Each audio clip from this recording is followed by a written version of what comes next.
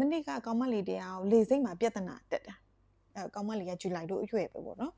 လေစိတ်မှာပြဿနာတက်တယ်သူရဲ့ပြဿနာကကြတော့လေစိတ်ထဲကလည်းဝင်လို့မရဘူးလေစိတ်ထဲဒီလာမဲ့နေရာကိုပြန်လွတ်တာသူလာခဲ့တဲ့နေရာကကိုရီးယားအင်ဂျွန်မြို့ကသူလာတယ်သူကခရီးထက်ဆက်မဲ့နေရာကမြန်မာနိုင်ငံရန်ကုန်ကိုသူသွားမှာမြန်မာနိုင်ငံသားဖြစ်တဲ့အတွက်မြန်မာနိုင်ငံရန်ကုန်ကိုသူသွားမှာတော့ရပြီမယ်သူ့ရဲ့ပြဿနာက passport ရဲ့သက်တမ်းက6လအောက်ဖြစ်နေတာ6လအောက်ဆိုမြန်မာပြည်ပြန်လို့မရတာလားဆိုမဟုတ်ပါဘူးသူကတခြားနိုင်ငံကိုဝင်ပိုင်ခွင့်မရှိတော့ထိုင်းနိုင်ငံမှာဒီလေစိတ်မှာသူတောင်းလက်တင်တာသူရောက်တဲ့အချိန်ကကြတော့ညနေပိုင်းသူရောက်တယ်သို့ပေမဲ့ည7:00 နာရီထိသူကိုရီးယားလည်းမရောက်ရသေးဘူးမြန်မာလည်းမရောက်ရသေးဘူးသူ့မှာအဲ့ဒီလေစိတ်မှာပဲတောင်းတင်နေတာအဲ့ဒါနဲ့ဇူလိုင်ကိုတာဝန်ရှိသူလေစိတ် airline နဲ့ပြောပေးပါလားလေစိတ် airline ကထိုင်းလူမျိုးဖြစ်တယ်ပြောပေးပါလားအဲ့ဒါကြောင့်မို့ဇူလိုင်ကမေးလိုက်ညီမလေးကဘာဖြစ်တာလဲဘာဖြစ်လို့လေစိတ်မှာနေရတာလဲလို့ဇူလိုင်ကမေးလိုက်တဲ့အချိန်မှာ तू ကဘာပြောဆိုတော့ तू ကသူ့ရဲ့ passport 6လအောက်ဖြစ်နေလို့ဒီနိုင်ငံနေပြီးတော့တခြားနေရာထွက်ခွာခွင့်မရှိဘူး။ तू လာခဲ့တဲ့ကိုရီးယားကိုပဲပြင်ရမယ်ဆိုပြီးတော့ तू က airline တာဝန်ရှိသူကပြောတာဖြစ်တဲ့အတွက်ဟုတ်ပြီအဲ့လိုမျိုးပြန်ရမယ်ဆိုရင်သူကဘာဖြစ်လို့ကိုရီးယားနေပြီးတော့ဒီထိုင်းထီကိုသူတက်ခဲ့ရတာလဲပေါ့နော်ဒီ visa ဒီ passport show money အကုန်လုံးစစ်တာကများတော့အဖြစ်ဒီလဝကလည်းစစ်တယ်လေချောင်းလိုင်းကဒီ ground camera crew တွေကစစ်တယ်ပေါ့နော်ဒီကောင်တာမှာနေတဲ့လေယာဉ်မယ်တွေကစစ်ပေးတာအဲ့ဒီလေယာဉ်မယ်တွေစစ်တော့ဒီကောင်မလေးတက်လာတဲ့အချိန်မှာမစစ်လိုက်မိတာလားဒါမှမဟုတ်ရင်မချိလိုက်မိတာလားဘယ်လိုမျိုးလဲပေါ့နော်အဲ့လိုမျိုးကိုဇူလိုင်ကမေးလိုက်တဲ့အချိန်မှာသူတို့ကပြောတော့ပေါ့နော်စစ်လိုက်မိတယ်ပေါ့နော်ဒါပေမဲ့ဖိဖလာတိုင်းဆိုတာကလေလွဲချော့နိုင်တယ်လို့သူပြောတာစစ်ပင်မဲ့တခိုင်းကြလွဲချော့နိုင်ပါတယ်လို့သူပြောဟုတ်ပြီနင်တို့လွဲချော့နိုင်တာကိစ္စရှိလားမရှိလားနင်တို့ခုမြင်တဲ့အတိုင်းပဲငါလူကဒီမှာရှိနေတာကထိုင်းစကားလည်းမတက်ဘူးသူလင်းရင်ပထမ flight လဲသူလွတ်သွားပြီပြီးတော့အရင်ကတည်းကမရဘူးဆိုရင်သူဒီကိုရီးယားမှာတဲခါသူမတက်ရဘူးဆိုရင်တက်မရဘူးဒါဆိုသူ့မှာအခြေတွေအများကြီးသူရတဲ့ flight နဲ့သူထက်မှာအခုကသူများနိုင်ငံဒီထိုင်းနိုင်ငံတွေကိုရောက်နေပြီမှာကိုရီးယားကိုပြန်သွားကိုရီးယားနေကမှမြန်မာပြည်ပြန်သွားခိုင်းတယ်ဆိုတော့သူ့မှာအခက်ခဲအများကြီးရှိတယ် airline ကဇူလိုင်ပြောတာလုံးဝလက်မခံမင်းနဲ့ဘာပဲပြောလဲဆိုတော့ဟုတ်ကဲ့ပါနားလေတယ်ဒါပေမဲ့ तू ကအင်ချုံးပဲပြန်ရပါမယ်တဲ့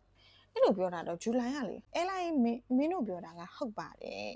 အင်ချုံးပဲပြန်ရတယ်ဟုတ်ပြီငါတို့အင်ချုံးပြန်သွားမယ်ဒီကိုရီးယားကိုပြန်သွားမယ်ကွာပြန်သွားပြင်ကိုရီးယားတွေကလာဝကကိုဖြတ်မရရင် तू လေစိတ်မှာထက်ပြီးတော့နေရမှာအဲ့ဒါနင်တို့ airline ကဘာလုပ်ပေးမလဲဘာဖြစ်လို့ဆို तू ဂျင်းတဲ့ချက်ထဲမှာဒုက္ခရောက်နေတာအခုအကုန်လုံးပိတ်နေတာမဟုတ်ဘူးဥပမာ तू လေပထမလင်းတဲက तू မတက်လာခဲ့ဘူးဆို तू ဒုက္ခမရဘူးအခုက तू ကဒီလင်းကိုစီးခဲ့ပြီးတော့ထိုင်းနိုင်ငံတော့ရောက်နေပြီးမှထိုင်းနိုင်ငံမှာတစ်ဆင့်ဒီဘက်ရောက်ခဲ့တဲ့စီးခဲ့တဲ့နေရာကိုပြန်လှည့်ပြန်ရမယ်ဆိုတော့သူ့အတွက်အများကြီးဒုက္ခရောက်တယ်နောက်ပြီးသူမိဘတွေနဲ့လည်း तू ချိန်ထားပြီးသွားပြီသူမိသားစုနဲ့ तू ချိန်ပြီးသွားပြီအခုဟာကရောက်မှခရီးတနားရီလောက်ထပ်စီရမှခရီးမှာ तू ပြဿနာတက်နေတာလို့အဲ့လိုမျိုးပြောလို့ဆိုတော့လေစိတ်ကဝန်ထမ်းကလေ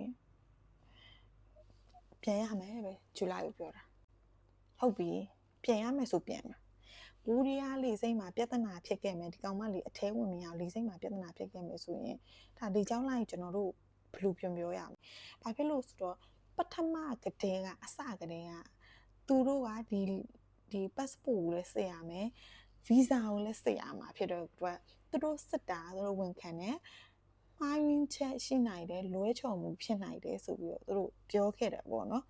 ပြောခဲ့တာဖြစ်တဲ့အတွက်ဟုတ်ကဲ့မှားယွင်းမှုလွဲချော်မှုကြောင့်တပားသူများနိုင်ငံမှာဒုက္ခရောက်ကောင်မလေးကလုံးဝထိုင်းစကားမရအောင်သူထိုင်းစကားမသိဘူး wifi ဆိုလဲသူများတီကသူခဏယူပြီးတုံးရတဲ့ဒုက္ခကိုရောက်နေတာ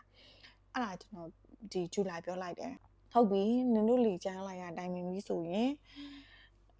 ငါရတယ်ငါလူပြန်မယ်ဆိုပြန်ဟိုဘက်မှာဝင်မရရင်လေချောင်းလိုက်ကို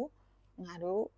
ပြောချင်တဲ့သဘောကပြဿနာရှာတာမဟုတ်ဘူးဒါကငါတို့ပြဿနာဖြစ်နေလို့နင်တို့ရှင်းပေးရမှာပဲဆိုတဲ့အရာမျိုးဇူလိုင်ပြောလိုက်တယ် ပြီးတဲ့အခါကျရင်အခုဟာကသူ့ရဲ့ passport ကသူမသိလို့မှားခဲ့ရင်တောင်မှလေချောင်းလိုက်ဖြစ်တဲ့သူကစစ်ပြီးပေးဝင်လို့မရအောင်အဲ့လိုမျိုးဖြစ်ရမှာပေါ့နော်